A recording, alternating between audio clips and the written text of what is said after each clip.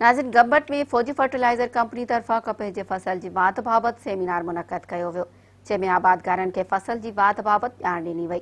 उन हवाले सां ॾिसूं था बादशाह बंड जी ही रिपोर्ट। गंबट जे हिकिड़े मकानी हाल में जिते फौजी फर्टिलाइज़र कंपनी पारां कपह जे फसल में वाध बाबति हिकिड़ो सेमिनार मुनक़द कयो आहे। अचो त हिन सेमिनार में आयल जेके मेहमान आहिनि ऐं जेके आबादगार आहिनि उन्हनि सां ॻाल्हाईंदासीं त हुननि जो छा चवणु आहे। गंबट डिस्ट्रिक्ट खैरपुर में फौजी फर्टिलाइज़र ने प्रॉफिटेबल कॉटन कल्टीवेशन के ऊपर एक सेमिनार का इनेकाद किया है, जिसमें फौजी फर्टिलाइज़र कंपनी के ज़रिए माहिरीन है और इसके साथ साथ हमने central cotton research institute Sakrand की जो टीम है हमने उसको भी इनवाइट किया हुआ है और साथ एग्रीकल्चर एक्सटेंशन डिपार्टमेंट के लोग भी यहाँ पे आज हमारे साथ शामिल हैं।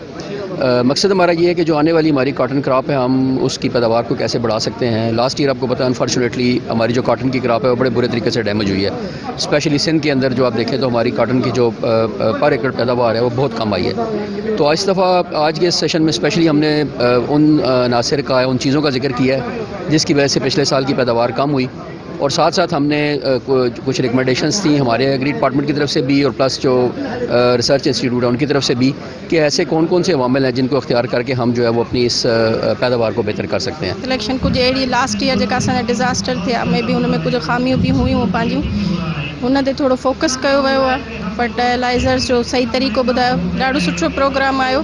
पर मुंहिंजी हिन में पर्सनल राय हुई त थोरो जेको आहे असांजी वूमेंस जेका आहिनि, जेका हिते वर्कर्स हूंदियूं आहिनि, जेका शुरू सोई खां जेको प्रिकिंग जे अमल ताईं हूंदियूं, उन्हनि खे बि थोरी उन्हनि जी अहमियत खे बि थोरो उजागर कयो वञे आहे। अहिड़ा सेमिनार आबादगारनि लाइ बिल्कुलु बहितर आहिनि, उनजी रहनुमाई लाइ आगाही लाइ।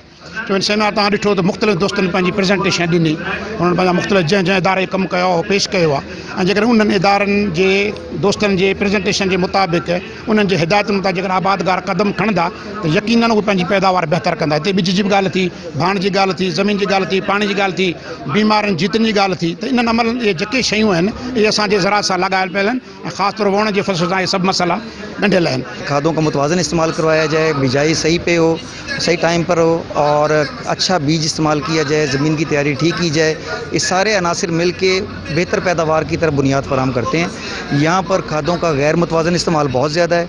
हमने कोशिश की है कि लोग खादों का मुतवाज़न इस्तेमाल करें। जो ही सेमिनार जो मुनक़द कयो इन में हिकिड़ो सुठो मौक़ो फराहम कयूं आबादगारनि खे, ज़रई माहिरनि खे ऐं आबपाशीअ जे माहिरनि खे, वाटर मैनेजमेंट वारनि दोस्तनि खे, रिसर्च जे इदारनि खे, सभिनी खे हिकु पिंडाल में गॾु कयूं ऐं उन्हनि पंहिंजे पंहिंजे खाते जी कारकर्दगी ॿुधाई।